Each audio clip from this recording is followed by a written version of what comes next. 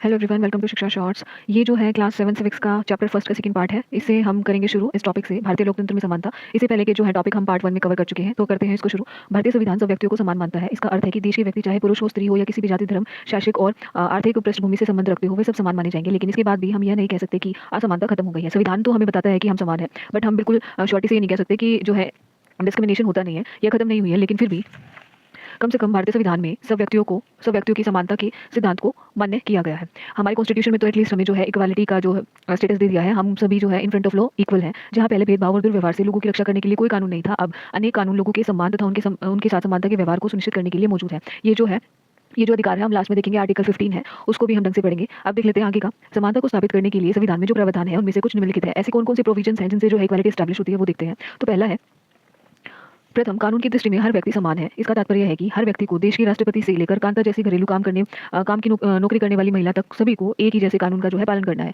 ऐसा नहीं है कि रूल एंड रेगुलेशन जो भी कॉन्स्टिट्यूशन में है या जो भी इंप्लीमेंट की जाती है, कोई भी जो लॉ बनाया जाता है वो किसी बड़े डेजिग्नेटेड पर्सन के लिए अलग है, किसी प्रेसिडेंट के लिए अलग है, किसी आम आदमी के लिए अलग है। नहीं, ये जो कानून बनाए जाते हैं भारत देश में वो सभी के लिए बराबर है, चाहे वो राष्ट्रपति हो चाहे कोई ऑर्डिनरी पर्सन हो। फिर है दूसरा, किसी भी व्यक्ति के साथ उसके धर्म, जाति, वंश, जन्म स्थान और उसके स्त्री या पुरुष होने के आधार पर भेदभाव नहीं किया जा सकता। मतलब किसी भी बेसिस पे किसी भी तरीके का कोई भी डिस्क्रिमिनेशन नहीं किया जा सकता। तीसरा, हर व्यक्ति सार्वजनिक स्थानों पर जा सकता है जिनमें खेल के मैदान, होटल, दुकानें और बाजार आदि सम्मिलित है। जो पब्लिक प्लेस है उनका एक्सेस हर को मिल सकता है, किसी को वहां जाने से रोका या टोका नहीं जाएगा। आगे है, सब लोग सार्वजनिक कुओं, सड़कों, नहरों, घाटों का उपयोग कर सकते हैं। और चौथा है, अस्पृश्यता का उन्मूलन कर दिया गया है, जो अनटचेबिलिटी थी उसको बैन कर दिया गया है। तो ये चार प्रावधान है इस चैप्टर में, हमें ये भी ध्यान में रखनी है। आगे है, शासन ने संविधान द्वारा मान्य किए गए समानता के अधिकार को दो तरह से लागू किया है। वो तरीके क्या है? पहला है कानून के द्वारा और दूसरा सरकार की योजनाओं में कार्यक्रमों द्वारा सुविधाहीन समाज की मदद। तो पहले में तो जो है कानून बना दिया और दूसरा ऐसी जो है योजनाएं बनाई, ऐसी स्कीम बनाई जिससे कि जिन लोगों को नीड है उन तक वो चीजें पहुंचाई जा सके, उनकी हेल्प की जा सके, उनको अपलिफ्ट किया जा सके। भारत में ऐसे अनेक कानून हैं जो व्यक्ति के समान व्यवहार प्राप्त करने के अधिकार की रक्षा करते हैं। वो कानून हम देखेंगे। कानून के साथ साथ सरकार ने उन समुदायों जिनके साथ सैकड़ों वर्ष तक असमानता का व्यवहार हुआ है, उनका जीवन सुधारने के लिए अनेक कार्यक्रम और योजनाएं लागू की हैं। ये योजनाएं ये सुनिश्चित करने के लिए चलाई गई हैं कि जिन लोगों को अतीत में अवसर नहीं मिले, मतलब अपॉर्चुनिटीज नहीं मिली हैं जिनको, अब उन्हें अधिक अवसर प्राप्त हो। आगे देखते हैं, इस दिशा में सरकार द्वारा उठाए गए एक कदम में है मध्याह्न भोजन की व्यवस्था, जिसको हम मिड डे मील से जानते हैं। अच्छा, मिड डे मील का जो है नाम चेंज करके पीएम पोषण से जो है हम जानेंगे। जो मिड डे मील है उसका नाम चेंज हो गया है और उसका नया नाम जो है पीएम पोषण है। इसको हम बिल्कुल ध्यान में रखेंगे। आगे देखते हैं इसके बारे में। इस कार्यक्रम के अंतर्गत सभी सरकारी प्राथमिक स्कूलों के बच्चों को दोपहर का भोजन स्कूल द्वारा दिया जाएगा। यह योजना भारत में सर्वप्रथम, ये इंपॉर्टेंट है। ये चैप्टर मतलब हमारे जो है कॉन्सेप्ट क्लियरिटी के लिए है, बट इसमें कुछ पॉइंट्स हैं जो हमें याद करना, और ये चैप्टर जो है बिल्कुल आराम से कवर हो जाएगा। वो भी हम लास्ट में देखेंगे। सर्वप्रथम तमिलनाडु राज्य में प्रारंभ की गई। तो मिड डे मील कहाँ शुरू हुआ? सबसे पहले तमिलनाडु में 2001 में उच्चतम न्यायालय ने सभी राज्य सरकारों को इसे अपने स्कूलों में 6 माह के अंदर अंदर आरंभ करने का जो है निर्देश दिया। 6 महीने के अंदर अंदर इसको जो है स्टार्ट करने का ऑर्डर पास किया। इस कार्यक्रम के काफी सकारात्मक प्रभाव हुए, पॉजिटिव जो है रहा। ये कैसे देखते हैं। उदाहरण के लिए दोपहर का भोजन मिलने के कारण गरीब बच्चों ने अधिक संख्या में स्कूल में प्रवेश लेना और नियमित रूप से स्कूल जाना शुरू कर दिया। चाहे वो खाने के लिए ही आ रहे हैं, बट वो रेगुलर जो है स्कूल में उनका एनरोलमेंट हो गया। स्कूल में जो है लास्ट तक बैठते हैं, पढ़ते हैं। फिर है आगे, शिक्षक बताते हैं कि पहले बच्चे खाना खाने के लिए घर जाते थे और वापस स्कूल जो है लौटते ही नहीं थे। परंतु अब जब स्कूल में मध्याह्न भोजन मिलने लगा है, मतलब उनकी जो रिसेस होती है तो उसमें खाना मिलता है, तो क्या हुआ उससे? उन्होंने स्कूल से जो बीच में घर जाते थे वो जाना छोड़ दिया। उनकी उपस्थिति में सुधार आया है। वे माताएं जिन्हें पहले काम छोड़कर दोपहर को बच्चों को खाना खिलाने घर आना पड़ता था, अब उन्हें ऐसा नहीं करना पड़ता। और इस कार्यक्रम से जातिगत पूर्वग्रहों को भी कम करने में जो है सहायता मिली है। कैसे मिली है?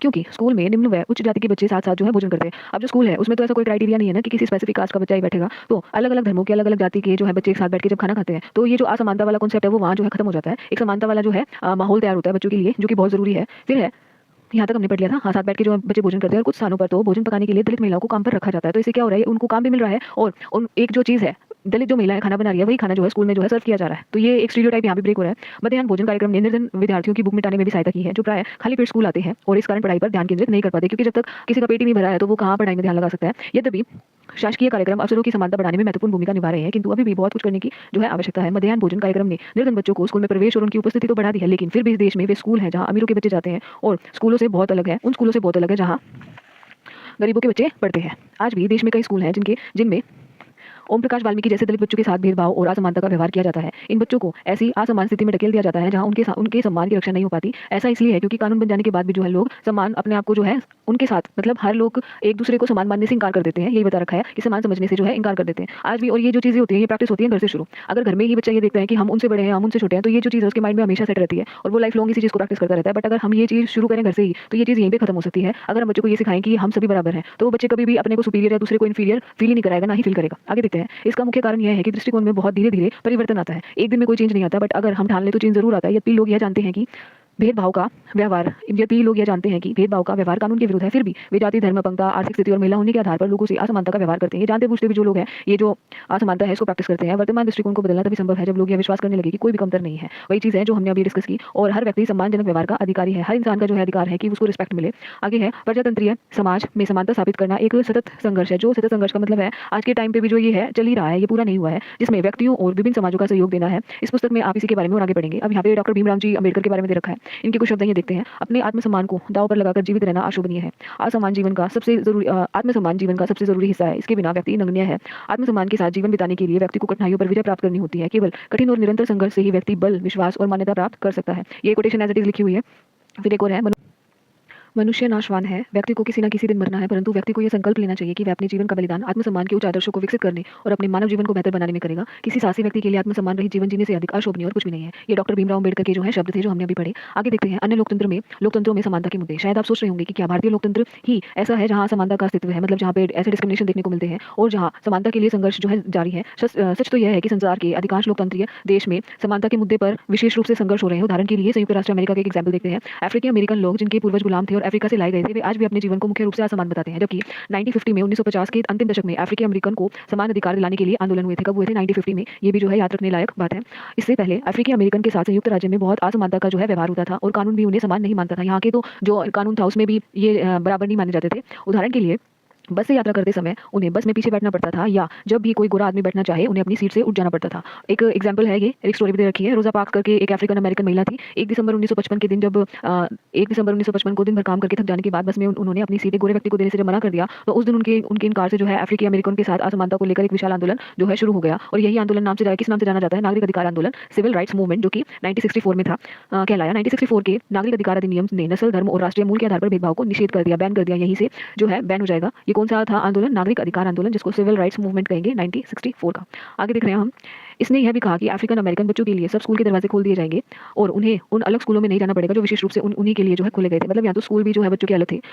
इतना होने के बावजूद भी अधिकांश अफ्रीकी अमेरिकन गरीब हैं। अधिकतर अफ्रीकन अमेरिकन बच्चे केवल ऐसे सरकारी स्कूलों में प्रवेश लेने में ही सामर्थ्य रखते हैं, मतलब इतने कैपेबल हैं जहाँ कम सुविधाएं हैं। मतलब वो इतने ही कैपेबल हैं कि ऐसे स्कूल में जा सके जहाँ पे इतनी ज़्यादा फैसिलिटीज़ नहीं है और कम योग्यता वाले जो है शिक्षक है, उनकी जो क्वालिफिकेशन भी होगी वो भी कम होगी टीचर्स की। जबकि गोरे विद्यार्थी निजी स्कूलों में जाते हैं या उन स्कूलों में, उन क्षेत्रों में रहते हैं जहाँ ये सरकारी स्कूलों का स्तर निजी स्कूलों जैसा ही ऊंचा है। अब ये हमने देखा, ये स्टार्ट हुआ था रोजा पार्क के कारण। और ये कब हुआ था? ये इंसिडेंस कब का था? 1955 का। और नागरिक सिविल आंदोलन जो था 1964 में हुआ था, जिसके बाद ये जो असमानता वाला कॉन्सेप्ट है वो बैन कर दिया था। अब देखते हैं लोकतंत्र की चुनौती, चैलेंज क्या है लोकतंत्र के सामने, वो देख लेते हैं। किसी भी देश को पूरी तरह से लोकतांत्रिक नहीं कहा जा सकता। हमेशा से ही कुछ ऐसे समुदाय या व्यक्ति होते हैं जो लोकतंत्र को नए अर्थ देते हैं और अधिक से अधिक समानता लाने के लिए नए नए सवाल उठाते हैं।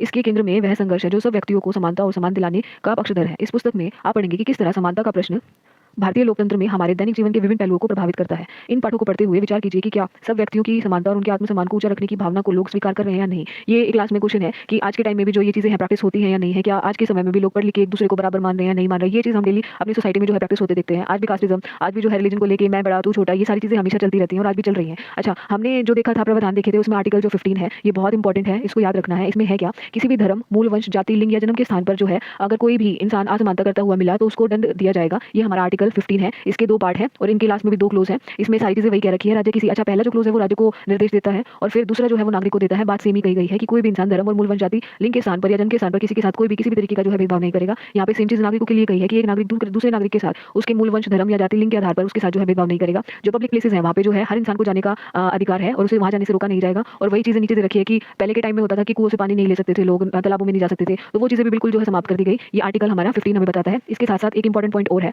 भारतीय संविधान ने 1995 में विकलांगता अधिनियम स्वीकृत किया। कब किया है? 1994 में। यह कानून कहता है कि विकलांग व्यक्तियों को भी समान अधिकार प्राप्त है और समाज में उनकी पूरी भागीदारी संभव बनाना सरकार का दायित्व है। सरकार को उन्हें निःशुल्क शिक्षा देनी है और विकलांग बच्चों को स्कूलों की मुख्य धारा में सम्मिलित करना है, मेन स्ट्रीम में जो है उनको ऐड करना है। कानून यह भी कहता है कि सभी सार्वजनिक स्थल जैसे भवन, स्कूल आदि में ढलान बनाए जाएंगे, मतलब स्लोप बनाए जाने चाहिए, जिससे वहाँ विकलांगों के लिए पहुंचना सरल हो। अब ये छोटी सी पिक्चर बता रही है। यहाँ पे स्टेयर्स है, ये बच्चा जो है व्हील चेयर पे है। अगर ये स्टेयर्स की जगह यहाँ पे एक तरफ स्लोप होता तो ये बच्चा किसी पे डिपेंड ना होकर खुद आया जा सकता था। वही चीज इसने बता रखी है कि गवर्नमेंट ने कंपलसरी कर दिया है कि हर बिल्डिंग में एक स्लोप होगा। यहाँ पे स्टेयरकेस तो हो सकता है बट यहाँ पे आपको एक स्लोप भी बनाना होगा। तो ये जो चैप्टर था हमारा यहाँ पे खत्म होता है। गाइस, अगर आपको अच्छे लग रहे हैं और हेल्प कर रहे हैं तो प्लीज इन वीडियोस को लाइक कीजिए। चैनल को अभी तक अगर आपने सब्सक्राइब नहीं किया तो प्लीज सब्सक्राइब कीजिए। Thank you so much for watching.